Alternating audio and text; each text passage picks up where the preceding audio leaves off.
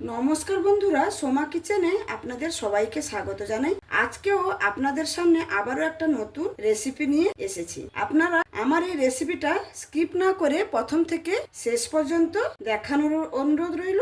এই রেসিপি ভালো লাগলে একটা লাইক দেবেন আর সাবস্ক্রাইব করে আমাকে আপনাদের নতুন বন্ধু করে নেবেন। আর কথা না বাড়িয়ে চলুন তবে রেসিপিটা শুরু করি। আমি এখানে লোটে মাছ নিয়েছি। দেখুন, লোটে মাছগুলোকে ভালো করে কেটে বেছে আমি ধুয়ে নিয়েছি। আমি আজকে আপনাদের বানিয়ে দেখাবো লোটে মাছের কুরকুরে ফ্রাই। একদম মারাঠি স্টাইলে এই লোটে মাছের ফ্রাইটা করে দেখাবো। লোটে মাছ তো বিভিন্ন ভাবে রান্না করে খেয়ে থাকেন, একবার এরকম ভাবে রান্না করে দেখবেন, খুবই খেতেও সুস্বাদু লাগে। আমি এখানে দেখুন লোটে মাছগুলোর মাঝখানে এরকম চিড়ে নিয়েছি, আর মাঝখানে যে কাঁটাটা থাকে সেই কাঁটাটাকে আমি বের করে নিয়েছি। এরকম করে আমি সব লোটে মাছ থেকে এরকম মাঝখানের শিরের কাঁটাটাকে বের করে নিয়েছি আর এরকম ভাবে কেটে নিয়েছি। দেখুন, মাছটাতে আমি লবণ দিয়ে দেবো সামান্য পরিমাণে। এটা খুবই একটা সহজ রেসিপি, কিন্তু খেতে কিন্তু অসাধারণ লাগে। আর দেব সামান্য একটু লেবুর রস। এই লেবুর রসটা দিলে মাছের যে আঁশটে গন্ধটা সেটাও কম হয়ে যাবে। হাতের সাহায্যে ভালো করে এরকম নেড়ে ছেড়ে মাখিয়ে নেব। আর এই মাছের তো প্রচুর জল থাকে, সেই জলটাকে ভালোভাবে কিন্তু এখানে শুকিয়ে নিতে হবে, না হলে কিন্তু কুরকুরে হবে না। সেই জন্য ভিডিওটা একদম স্কিপ না করে দেখতে থাকবেন। আমি এখানে লেবু আর লবণটা মাখিয়ে নিয়েছি। এখানে আমার লেবু আর লবণটা মাখানো হয়ে গেছে।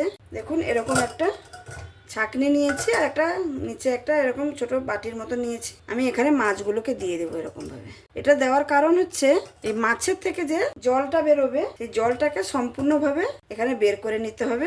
এরকম রেখে দিয়ে তার উপরে দেখুন একটা এরকম প্লেট রেখে দেবো। প্লেটের উপরে একটা ভারী কিছু এরকম দিয়ে দেবো। দিয়ে দিলে কি হবে, এই লোটে মাছের যে জলটা এক্সট্রা জলটা কিন্তু বেরিয়ে যাবে। এরকম অবস্থায় আমি 10 মিনিট রেখে দেবো। এখানে আমার 10 মিনিটের মতন হয়ে গেছে। এবার আমি তুলে নেব। দেখুন নিচে কতটা জল বেরিয়েছে। এই জলটাকে আমি সরিয়ে দিয়ে দেখুন একটা প্লেটের মধ্যে আমি টিস্যু পেপার নিয়ে নিয়েছি। টিস্যু পেপারটা নিয়ে মাছগুলোকে আরেকটু করে জল আর বাদ বাকি যেটুকু জল আছে সেটাও শুকিয়ে নেব। এরকম দেখুন টিস্যু পেপারের উপরে এরকম এক একটা করে দিয়ে দেব। দেখে নিশ্চয়ই বুঝতে পারছেন কতটা জলটা শুকিয়ে গেছে। এবার আমি আবার একটা উপর থেকে টিস্যু পেপার দিয়ে এরকম দাবিয়ে দিলে বাদ বাকি জলগুলো একদম শুকনো হয়ে যাবে। এই প্রসেসটা করা কিন্তু খুবই জরুরি। এবার আমি টিস্যু থেকে মাছটাকে প্লেটে নিয়ে নিয়েছি। এবার আমি এতে কিছু মশলা মাখিয়ে নেব। যেহেতু প্রথমে লবণ দেওয়া ছিল সেজন্য সামান্য পরিমাণে একটু লবণ দেব। আর দেব হলুদ, একটু ঝাল লঙ্কার গুঁড়ো আর একটু কাশ্মীরি লঙ্কার গুঁড়ো। আর লাস্টে দেব 1 চামচের মতো আদা রসুনের পেস্ট দিয়ে এটাকে ভালো করে মাখিয়ে নেব। দেখে নিশ্চয়ই বুঝতে পারছেন মাছটা কতটা শুকনো হয়ে গেছে, একটুও কিন্তু আর জল নেই। ভালো করে সবকিছু মাখিয়ে নিয়েছি। এবার দেখুন আমি এখানে সমস্ত কিছু ভালোভাবে সাজিয়ে নিয়েছি। মাছটা ভাজার জন্য এখানে আমি চালের গুঁড়ো নিয়েছি। দেখুন প্রায় এখানে বড় চামচের 2 চামচের মতন। আর এখানে নিয়েছি সুজিও বড় চামচের 2 চামচের মতন। দিয়ে এটাকে ভালো করে মিক্স করে নেব। আর চালের গুঁড়ো সুজির উপরে একটু স্বাদ মতো লবণ দিয়ে দেবো। আর দিয়ে দেবো একটু ঝাল লঙ্কার গুঁড়ো। দিয়ে এটাকে আবার একটু মিক্স করে নেব। এবার আমি একটা মাছ নেব।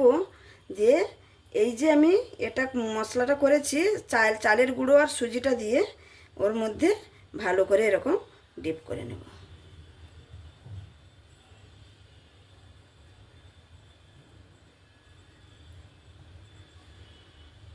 একটু ভালো করে হাতে এরকম চেপে চেপে দেখুন একটু ঝেড়ে নিতে হবে। এরকম করে আমি প্রত্যেকটা বানিয়ে নেব। এই লোটে মাছের ফ্রাইটা খেতে কিন্তু অসাধারণ লাগে। গরম ভাতের সঙ্গে থাকলে খুবই সুন্দর। অনেক রকমভাবে তো খেয়েছেন, এরকম একবার আমার মতন করে একবার বানিয়ে দেখবেন। আমি এরকম করে সবগুলো বানিয়ে নেব। এখানে দেখুন আমার সবগুলো বানানো হয়ে গেছে। এবার আমি এটাকে ফ্রাই করে নেব। মাছটা ভেজে নেওয়ার জন্য একটা ফ্রাই প্যান বসিয়ে দিয়েছি, আর তার মধ্যে দিয়ে দেবো সামান্য একটু সাদা তেল। এই মাছটা ভাজতেও কিন্তু বেশি তেলের প্রয়োজন হয় না, সামান্য একটু সাদা তেল দিয়ে নিয়েছি। এবার তেলটাকে একটু চারিদিকে ছড়িয়ে দিলাম। তেলটা এখানে আমার গরম হয়ে গেছে। এবার আমি এক একটা করে মাছ এরকম বসিয়ে দেব। যতটা ধরবে ততটাই কিন্তু দেব। মাছটা এখানে আমার এক সাইড ভাজা হয়ে গেছে। আমি আস্তে করে, যেহেতু নরম মাছ এটাকে একটু সাবধানে উল্টাতে হবে।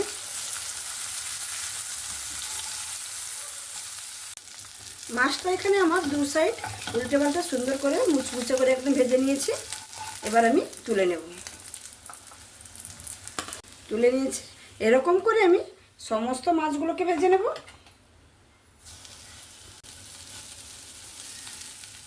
এই মাছগুলো আমার ভাজা হয়ে গেল, দেখুন একদম মুচমুচে করে ভেজে নিয়েছি। এবার আমি এগুলোকেও তুলে নেব, তুলে পরিবেশন করে আপনাদের কাছে দেখাচ্ছি।